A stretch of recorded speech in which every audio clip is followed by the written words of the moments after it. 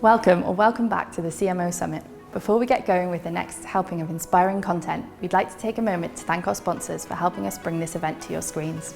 And don't forget, you can access even more content from articles and interviews to our podcast series at cmoalliance.io. Enjoy the next session.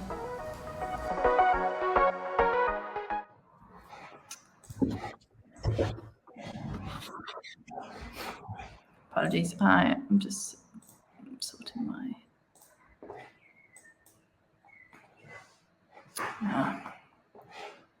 I'm just going to have to download them a second because it's also not working on mine. No, of course. It's fine. I can upload them in just a second once they've downloaded. All right. Well, if everybody is still here, everybody. My name is Will Begany. It is good to be here. Thank you, Caitlin and CMO Alliance for having me. By way of intro, I head up marketing for Meta Foresight, which until very recently was known as Facebook IQ. And this is an offering from Meta that is really just focused on helping C-suite leaders, like many of the folks in this room, try to see around corners and sort of do a better job of anticipating where the world is headed, so that we can start to think about long-range strategy a little differently. A little bit about myself. I'm a researcher turned product guy, turned brand planner, turned transformation consultant, turned back into a kind of catch-all marketer, which is to say that I've worn a lot of hats, but I've been kind of precisely in a similar shoes. And a lot of what my focus has been is to try to help teams apply a lot of different things that I wish I would have had access to prior to joining. Personally, it was a big lure for why I wound up working with Meta in the first place. So today I'd like to talk to you about a particular kind of research called foresight. It's something that lives in the realms of futurists and orgs with unusually long R&D cycles, automotive in particular. But it hasn't really sort of broken through in the universe of advertising. And I don't know that that's necessarily the best thing. It's a niche discipline, but it is trending upward. And this is one area where, in particular, when we think about the role of the CMO today, is going to be increasingly more and more important. So I'm sorry, you can go ahead and jump to the next slide if you'd like. You should be able to control them from your side. I can? Fabulous. Oh, all right. Even better. So what I'm not going to talk about, by way of clarity, is I'm not going to be like a pundit for the future. I'm not going to talk to you about how great NFTs are or how really hot they are, although they are for probably the wrong reasons. I'm not necessarily going to be talking to you about the metaverse right now. Happy to talk your ear off, but not in this particular forum. Plenty more to say on that if anybody wants to reach out. But the truth is, when we talk about the future, there's a lot of really impressive, smart people talking about what is, can sometimes kind of wind up looking like self-interest or sci-fi. Entrepreneurs and VCs kind of fall into this trap all the time. And it kind of gives the idea of a futurist a bad name, and the discipline itself. Instead, what I'm going to talk about is a particular kind of research, and more importantly, a mindset that's often undervalued almost until it's too late. And so it's also a particular type of research that we've been leveraging over at Meta for some time.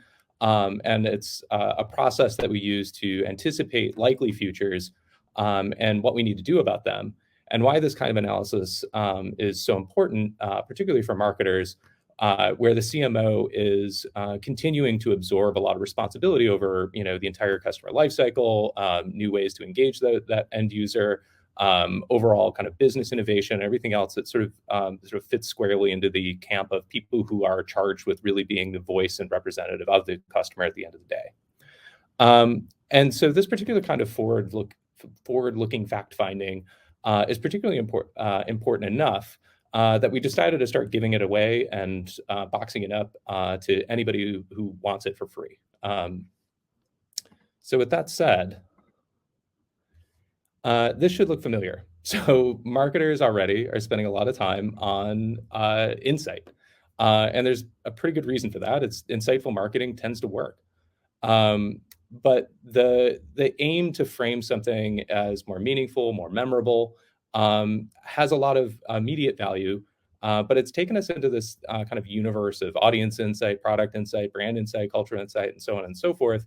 And I'm sure if there's any brand planners or researchers or creative directors in the room, they could all fight over which kind of insight is more or less important. But the problem with thinking about insight in this way is that we all kind of start to get comfortable about talking about the world around us, and these things that we think in our hearts to be undeniably true, sort of the human truth side of things. But there's a really fundamental conceit in that, and that's that this thing that we believe to be true right now will be true forever.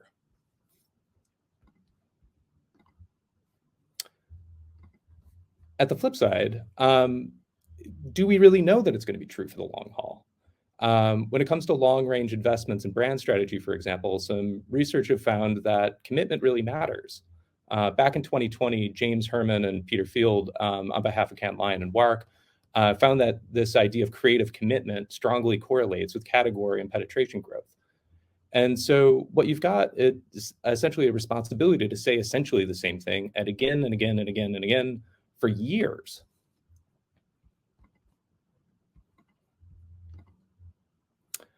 At the same time, we know that people are increasingly going to be looking to businesses for truth and understanding. What happens when the world changes around you?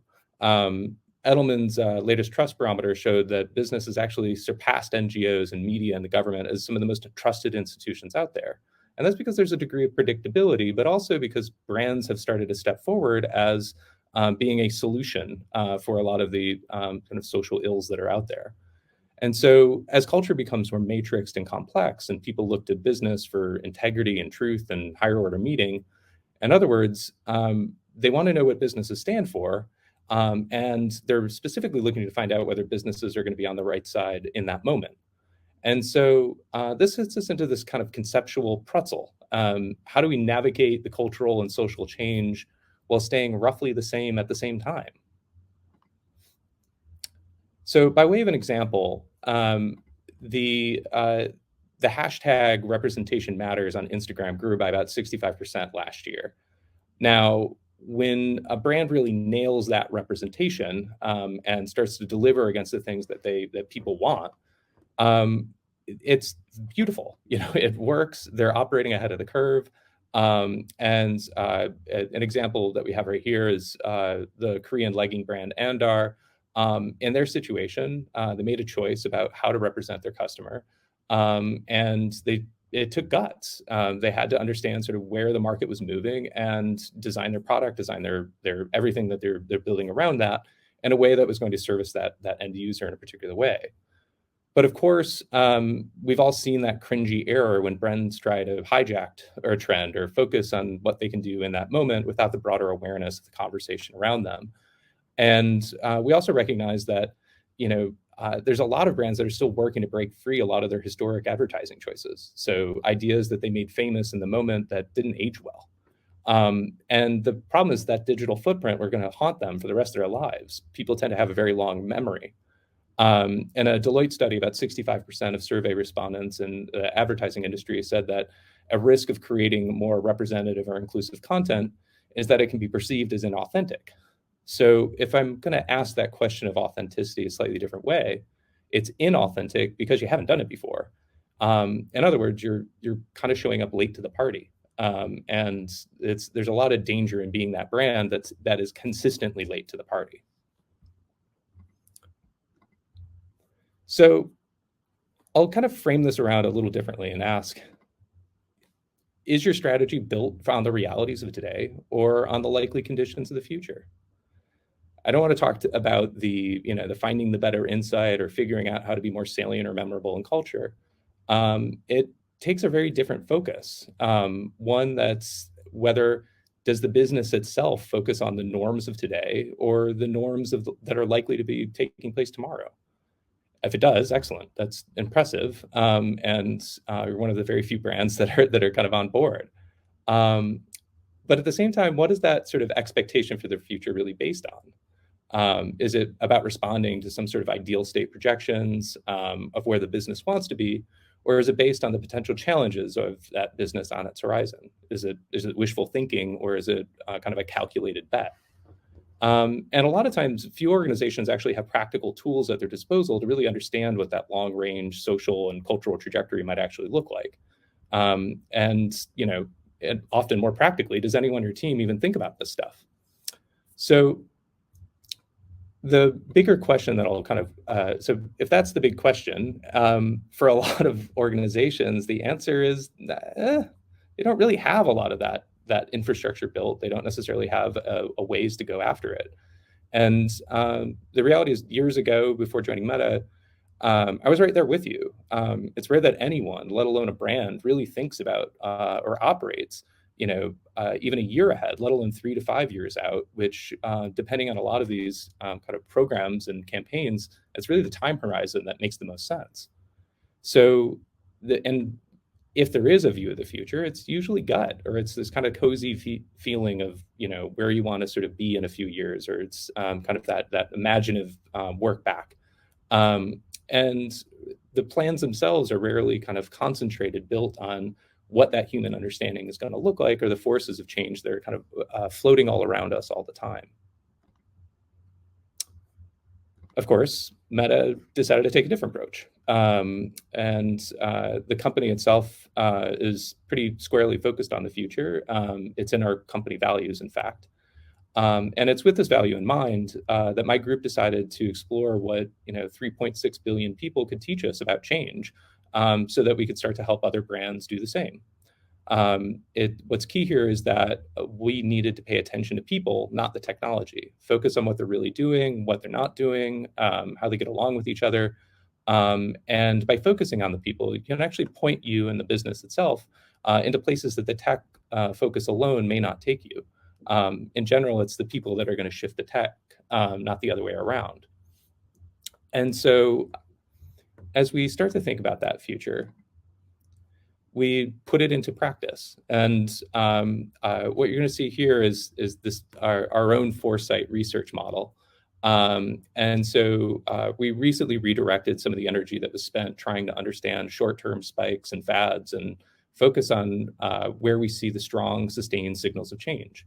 Our approach builds on some of the long-established frameworks for trend identification or projections, things like the Gartner hype cycle that came out in like the 95, the technology adoption life cycle from back in the 50s, and the dreaded chasm that was kind of the thing that stumped a lot of new web companies sort of moving into the 90s.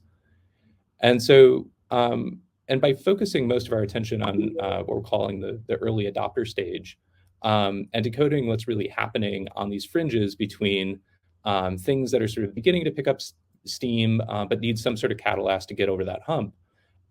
We're starting and looking at things like anonymized conversation topics on Facebook, or an uptake of hashtag on Instagram, and then commissioning outside research to kind of double click and understanding the underlying drivers of that change.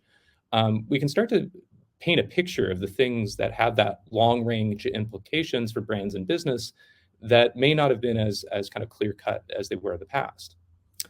So ultimately, it's not about uncovering sort of what's the new trend, or what's the new food challenge, or what's the new hashtag on its own, but it's about looking at sort of early hashtag adoption as one example of an early signal of change, and recognizing that while most are short-lived, some point to a broader macro trend that can be really transformative. And I'll talk through a few examples of what that can mean in a moment. And if you start paying attention to enough of these for long enough, and you start to triage that with additional information about new tech innovation, things along those lines, you can start to separate these signals from the noise, and create a really clear picture of what's likely to happen in the future, or one potential scenario that could take place in the future, without sort of treating it as merely a pipe dream or wishful thinking. And that can raise pretty significant alarm bells for a lot of organizations, and also help point you in a better direction. So to give you one example, when we, and there's a little infographic here, I apologize. But for example, when you look at the shifting conversation about gender, that can fundamentally change the way that an organization is thinking about its target audiences or even exclusionary personas. What happens to, for example, a recent piece of research pointed to upwards of about 25% of Gen Z may change their gender identity at least once within their lifetime. That's a seismic change in the way that organizations can start to think about, like, who is your customer? Are you playing into historic stereotypes or expectations of kind of that lifetime value? When people may sort of fundamentally change or be more sort of amorphous in the way that they make their choices about the way they present themselves, or whether they see themselves as a customer for makeup, fashion, etc. Another example of this is there's been an uptick in synthetic media and how it's being adopted, not just by bad actors that are out there, but also brands, NGOs.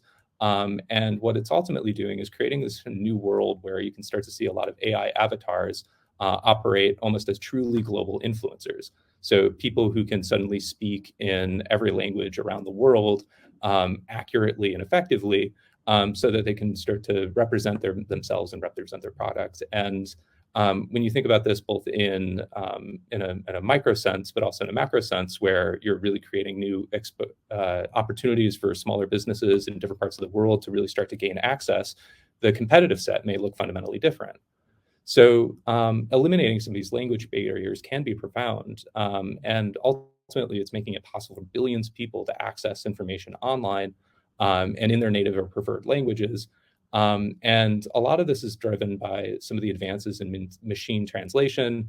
And it won't just help the people who don't speak any one of the given languages, but it also can fundamentally change the way that people in the world connect and share more ideas with each other. So, the ways that teams are cooperating or the ways that the business itself is architected.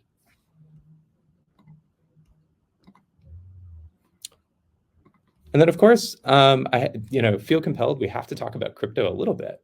But the main thing here is that crypto itself isn't just right now where it can sit in sort of this universe of techies and speculation. If you sort of double click into sort of the driving forces and the broader macro currents, particularly those that are affecting the financial service sector, it's also about paying attention to a generation that's really starving for financial inclusion and more effective ways to start to manage their money, transfer their money, as well as invest their money. And what we're seeing is a pretty significant shift in the way that people are trying to participate in that system, and what that means for other organizations as they start to sort of shape their own understanding of that system.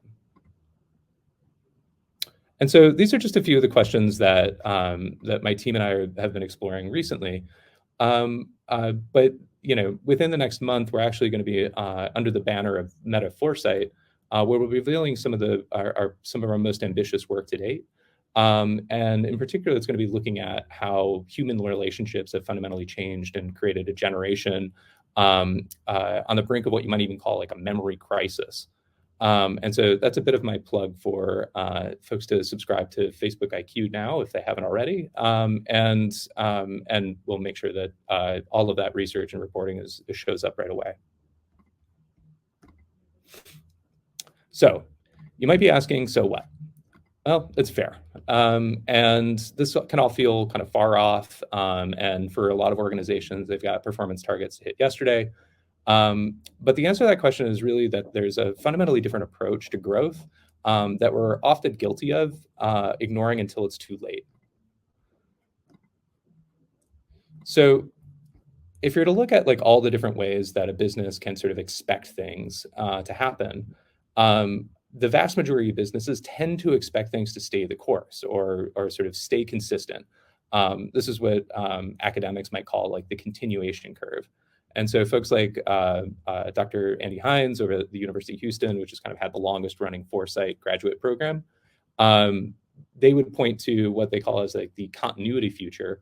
And the reality is that this is actually the least likely future, where trend lines go according to plan and people sort of behave as they have predictably, and everything sort of stays the course. And so even though that's the least likely future, and that most organizations should be sort of preparing for, anticipating one of these other new kind of models for what's going to happen to a particular behavior. It stays consistent that most organizations sort of expect everything to sort of stay the same for pretty much, indefinitely. And so when a CMO in particular is put in the position to sort of move towards some of these explosive growth currents, so things that are fundamentally changing about a category, that's when they can start to get ahead of these challenges. And in many cases, it's going to be the role of the CMO themselves to be talking with the CEO, product ops, whoever, about what those long-range vulnerabilities or opportunities might look like, and ultimately find some of the innovative paths forward. Sort of learning to behave essentially like a brand that disrupts itself. And so what can you do about it? Well, I've got a few kind of quick recommendations, and it's definitely a process that everybody's going to have to go through. But one of the first and obvious thing that everybody can do is start to ask yourself some really hard questions. Does the brand or business that you're in right now rely on existing social or cultural norms? Is that norm subject to change? Maybe it's an assumption about the value of time saving or the dynamics of a digital interaction, or even your own employees' commitment to you as an organization. Chances are the culture is moving you in a new direction, and long-range plans need to account for that disruption. More important, if you don't know what that disruption may be, or if you're exclusively focused on the technical disruption, you may have to invest a little bit of time and energy to figure it out. So go ahead and give some of that future some headspace in the next, SWOT grid or planning offsite. But then don't ignore that, and begin to start to design actions against it, and map toward a trajectory of a more realistic future scenario. Next, I would ask that you start to take a hard look at an old ad. And this is a very practical exercise. It's also a very painful one, depending on how you're doing. So, but the big gist of it is to try to see, are you aging well?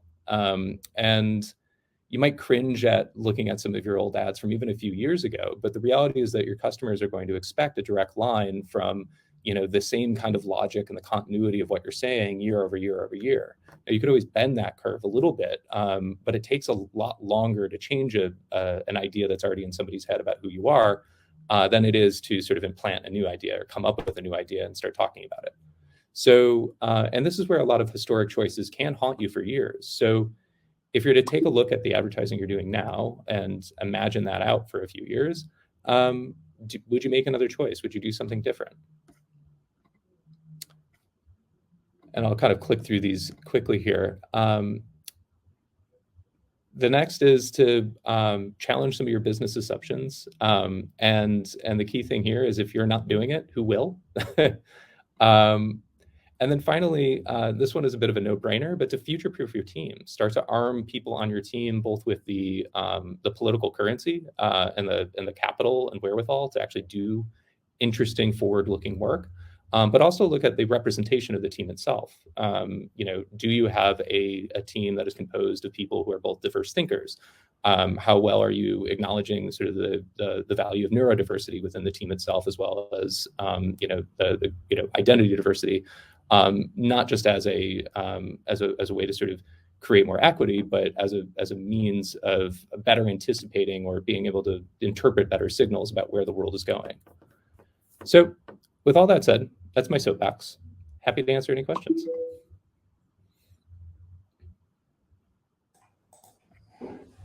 Thanks, Will.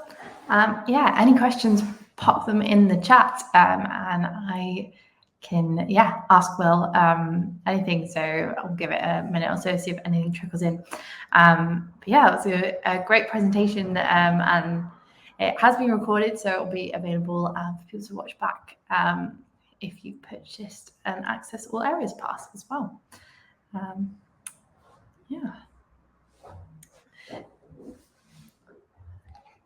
Just give it a minute, see if anything comes through in the chat. I know that some people like someone to start with a question and then everyone else follows.